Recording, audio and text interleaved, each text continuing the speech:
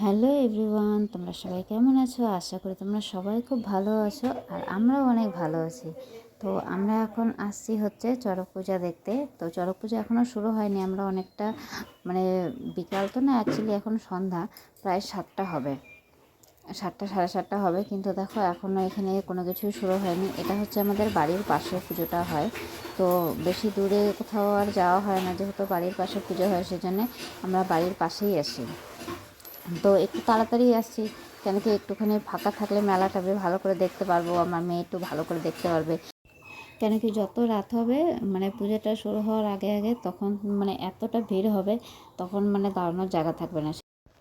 সেই জন্য ভাবলাম যে একটু তাড়াতাড়ি যাই, তাহলে মেয়েও ভালো করে মেলাটা ঘুরতে পারবে, দেখতে পারবে। কেন কি ভিড় হয়ে গেলে তো বাচ্চা মানুষ অতটা পারবে না।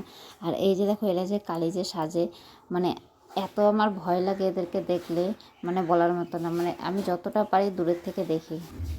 তো এখন দেখো ওদিকে সব পূজা হচ্ছে, তো আমরা আর ভিতরে ওদিকে যাইনি, আমি আর মা এই সাইডেই আছি। কেন কি বললাম না, আমার এগুলো এত ভয় লাগে।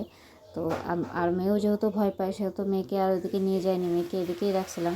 আর এদিকে দেখো মেলার জিলাপি বানাচ্ছে। জিলাপি আমার খুব ভালো লাগে, কিন্তু এই জিলাপিগুলো আমার অতটা ভালো লাগে না। আর এদিকে দেখো মাটির জিনিস, এই চড়ক মেলা আর হচ্ছে রথের মেলা, এই দুটাতেই তোমার বেশিরভাগ মাটির জিনিস দেখা যায়।